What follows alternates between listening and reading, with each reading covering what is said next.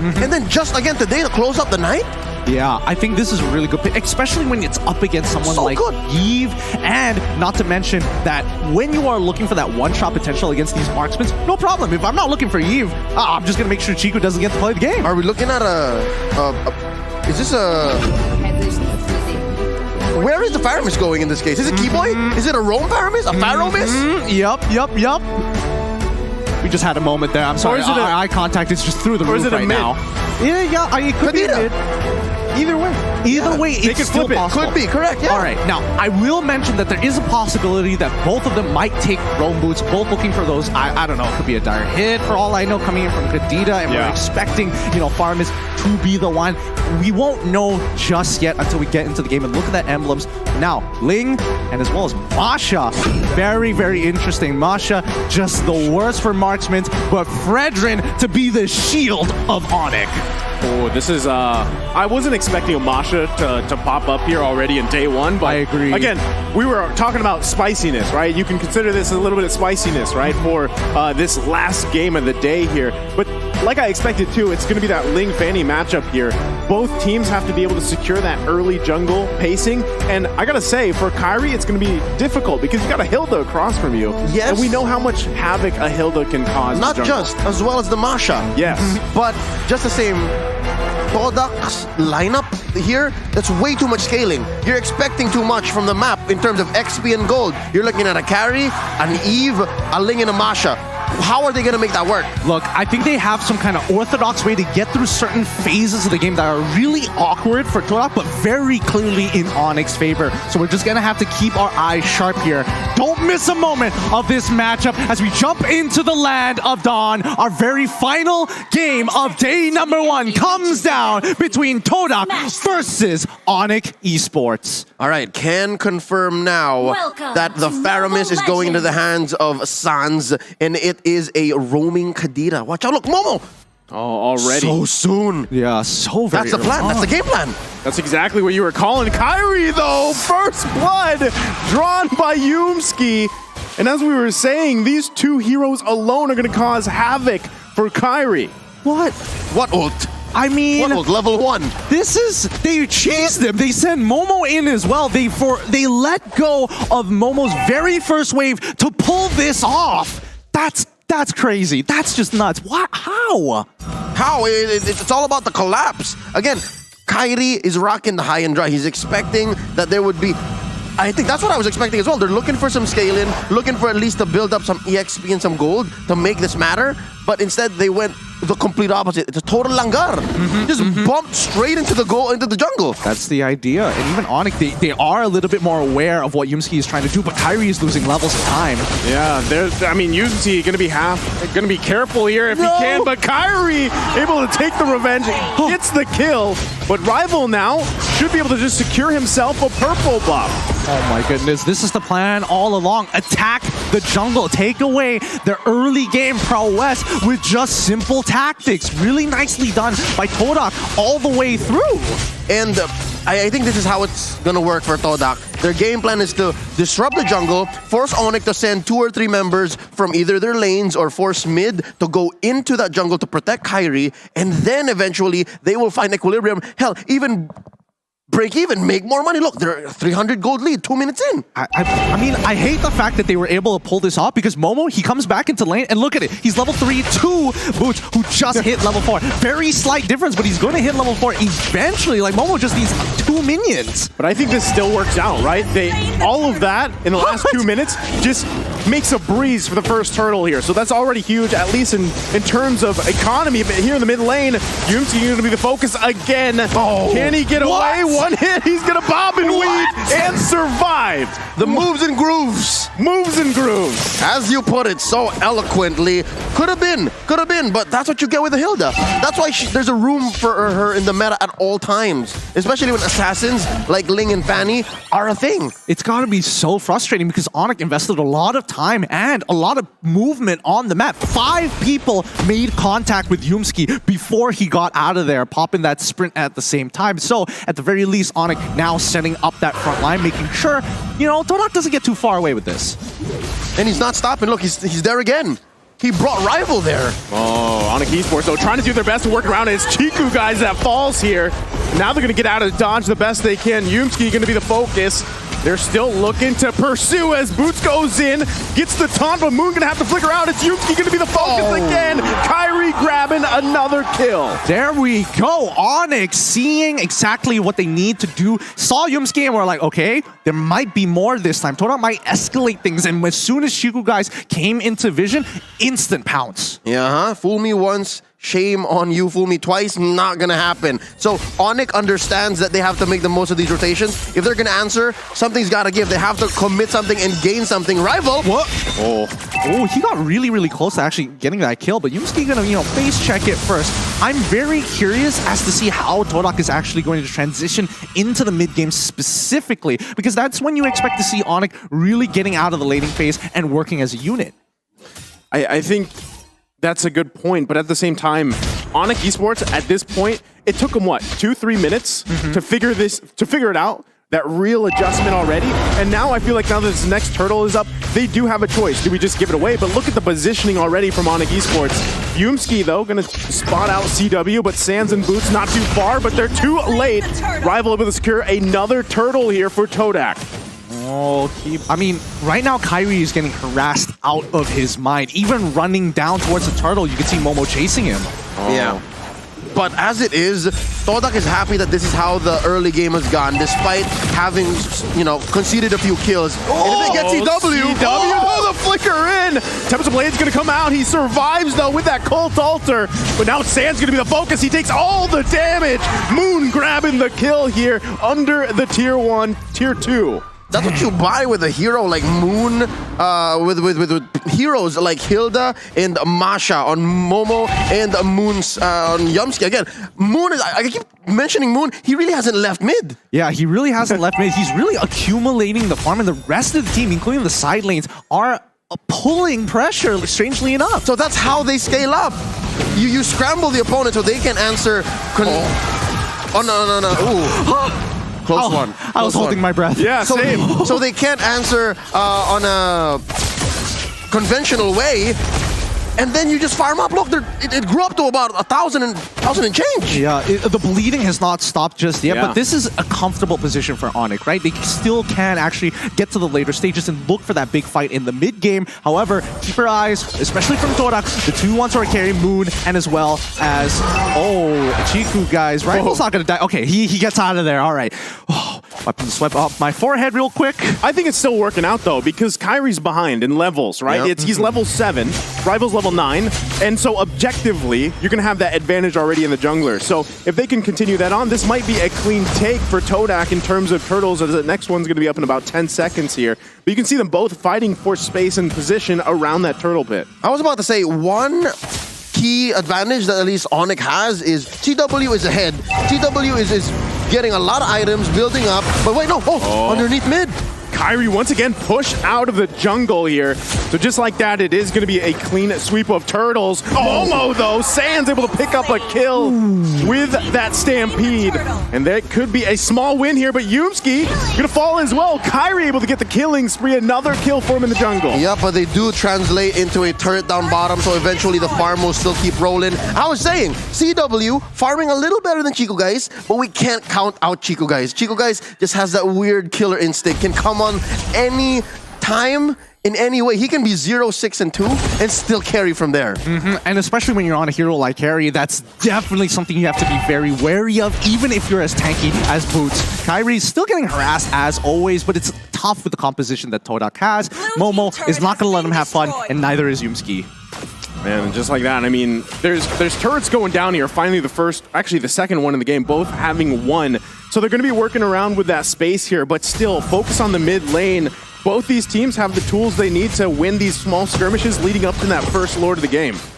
Looking at the items so far, it's looking pretty good for the side of TODOC, but even then, ONIC, as soon as they're getting their second as well as their third items, we'll see the table start to shift in their favor if TODOC loses that lead. Oh, look at this massive farm on both Rival and the Chico Guys. CW though, I was wrong. CW's not farming as well as much. This is the first time we're seeing the item builds, and he just has Blade of Despair. That's trouble. Well, to be fair, he did get dove twice, one having to break his flicker, the second to death. So forcing him home. So yes, he's saving himself, not many deaths, but he's not staying in lane as long as much as he should. Yeah, the economy's not looking good. Oh! CW gonna have to flicker out to survive that. So still, total control here from Todak on ONIC Esports purple buff. And just making it hell here for Kyrie to even get any buff. And the poking back and forth. Now it looks like Todak's going to go ahead and focus on the mid lane. The flicker comes in. Boots, though, working on Chico, guys. Can't get him as he falls here in the tier 1. Sand's going to flicker out, too. Turret falls down, though. Kyrie trying to unleash. Able to pick up a kill. Make it a double as Momo falls as well.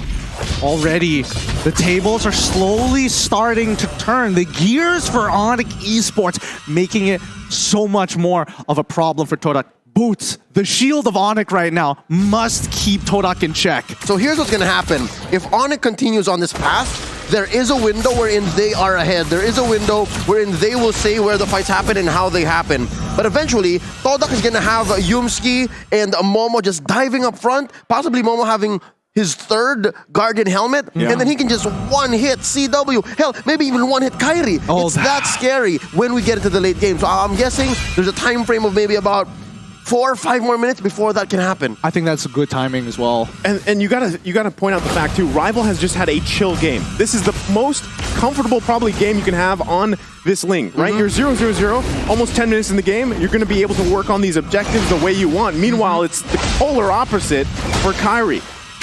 5-1-1, but he's 3 levels down. But it's a good recovery, though, given the early game, what happened in the first 2 minutes.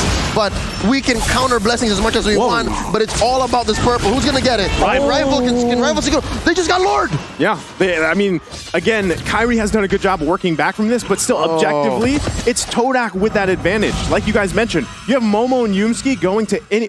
Actually, they can even split up each other if they want to, focusing on the back line, protecting the front, causing havoc here. And that's what we're seeing. It's tough for ONIC Esports. No, that's exactly it. Todak right now are doing their... Well, I wouldn't even say it's a split push, but they are doing cross-map plays while Yumski or even Momo is distracting them by purple buff, knowing how important it is for Kyrie specifically to get it. They know a contestation point, a choke point against ONIC. Yeah, the reason why the split is so easy for Todak is because Yumski and Momo can just do whatever they want. They can face off against 3 or 4 members and still get out alive. So that's why all the rest of the members of Todak are still farming elsewhere. They're pushing hard. They're gonna get that taunt off, but still it's only a turn that goes down. Kyrie from the backside though, can't get a kill. It was almost there, but he's gonna fall here. Boots though, gonna fall as well. Chico guys take it out, but it's a 1-for-3 trade. And now Todak knocking on the door of ONIC Esports. This is getting very sweaty already. One inhibitor has fallen. I was expecting maybe a second one here, but ONIC, they've got to be really careful here. They have to stop this bleeding now. That bottom lane inhibitor push is a leaking roof. That is permanent damage. Again, we were just talking about how Momo and Yumsi can go wherever they want. This makes it worse. You constantly have to send someone to clear that wave down bottom, or else you suffer a possible split push win. Oh boy, but once again, this contestation fight, these high intensity areas, purple buff, Lord right now, and I'm guessing that Todak wants even more. They're gonna start going for the orange. I wonder if, like, how many purple buffs Kyrie has actually been managed to get this game. That's actually a really good point. I don't know if that's the first one, maybe it's the second, but he hasn't had many opportunities to take it. So finally, but still, even 12 minutes in the game, you can see how much pressure is being put there on that crucial buff here for ONIC Esports. For sure. And I think, let's keep in mind, let's have a look at the replay one more time for that fight, because even though ONIC looked like they had the initial upper hand, it turned around so quickly once Momo got into the fight. Very key. Watch where Chico guys is and how many heroes from ONIC he had on him before he eventually died. But do the math, folks. Do the math. 1-for-3. Take that trade any day. Any day for sure. But Todak, with a 5.5k lead here, it's only going to be fruitful for... Whoa! Yo, where did half of his life go? I mean, he is 5-2-2. He has high and dry. Correct, right? And then Rival was alone, so it makes sense. But like, Rival's got like 10k on Kyrie, who's like 3k down, and he's also 2 levels ahead of him. Yeah, 2 levels ahead. I would imagine you would do like a quarter at the very least. Could be the items, and Again, I didn't see where Kairi came from. He was going at full speed, but could also be a factor as to how much damage he was dealing. Oh boy. All right. And then these Lings, they don't build any defense items at all. Oh, that's a good point. That is a good point. Pop him, glass cannon. Well, let's see whether the glass cannon is going to be enough for this interaction. Yet again, purple buff going to be choked out here. ONIC Esports still fighting for it, but it's going to ultimately be taken away. Momo and Yumski doing exactly what we painted the picture here. Yeah. Keyboy, though, waiting patiently, because now that the Lord is up, this could be a crucial pickoff if Keyboy can find it, as he waits patiently in that bush for now, but Todak not even going to enter that area. Oh my goodness, is somebody going to check it? Can he get hit? Rival's going to be told. Get the Tempest Blades out. And now Keyboy is going to be the one punished You're here. kidding. What a play coming out from Rival. You're kidding. That didn't one-shot him. What's going on? He had everything, even Magic Worship. He played it perfectly. At this point, Keyboy hasn't really farmed up, couldn't stay in the lane, get the XP, get the gold that he needed. He just could not. And you're looking at Rival who's at level 15, level 14. Keyboy's at 11. Just the base stat growth just made the difference. It really did. And I mean, right now at the 42K mark, they are clearly at an item power spike against ONIC, who's at 37. They just need a little bit more time to catch up. But with this Luminous Lord, I don't know. We're expecting to see at least another inhibitor turn, or at the very least, a 5v5 fight. Yeah, I think, you know, as this Lord marches down on the bottom side, ONIC Esports is still, even with this defense, they're going to have their work cut out for them, because what you're seeing is just engage after engage. And Keyboy, I mean, look how tanky Yumski is. He's going to get dragged with the Stampede here behind enemy lines, but should be able to bob and weave out of there. They do lose that mid-turret, though. They're not even going to wait for the Lord here, as Todak is into the base of ONIC Esports. Lord has made its way to the base. They lose that mid lane, and now they're going to lose more resources here, but Momo doing exactly what he needs to do. Kairi trying to poke down anybody that he can. Lord should go down shortly. They might look to end it here. It's still hitting the base. Tempest Blade's going to be popped. Yumski, though, quite low. And for now, ONIC Esports able to hold on. World-class defense coming up from ONIC Esports. Incredible. Oh, run, Moon, run! And what a clapback. 3 for 2, and ONIC is still breathing. So exactly how did that happen? All right, first up, I think Boots got a solid taunt and put down the members of Todak to a very acceptable level for Kairi to clean up. Plus the pulls from Sans, who actually is doing great. I'd like to see what Sans is building here. Again, the replay coming up in just a couple seconds here. They were underneath the crystal, so best believe there was a lot of free turret hits, right? So here, look at, watch Boots, watch Boots. Oh! Got her Appraisal's Wrath. You're right. The Appraisal's Wrath really making the difference, chunking out a lot of the members. But even prior to this, the fact that they were pulling the Lord's attention to minimize its damage on the crystal, that was making key. all the difference. That was key. Oh, they're still going to be going for it. It's CW, though, that falls here to Yumski. Now Rival on the hunt for Sans. Can he grab the kill? Gets the Cold Altar down. Tempest Blade's going to be popped here, and it's Shiku, guys. Taking out Kairi. Going to flicker in and gets Keyboy as well.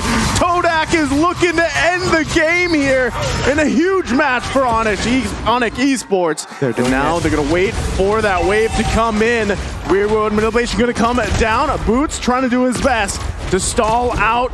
But now the wave's going to be charging in. Todak looking to end the game. Rival focusing on the crystal, and that's it. Todak takes the game against ONIC Esports. There we have it. Todak winning both their matches here, and they've even taken down ONIC. But don't worry, nobody's going home. This is only the first taste of M4. Congratulations to Todak.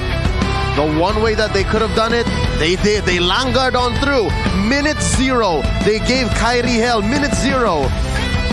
They took down Kairi. They took down First Blood. And by God, if I'm getting this correctly, we broke a record today. We hit 1 million viewers. We hit 1 million viewers. You guys at home made this possible. Thank you for watching this beautiful game of Mobile Legends between two fantastic teams.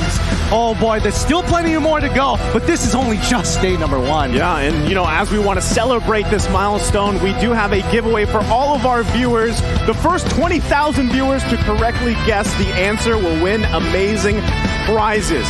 You know, I guess we got to put it up. Do you know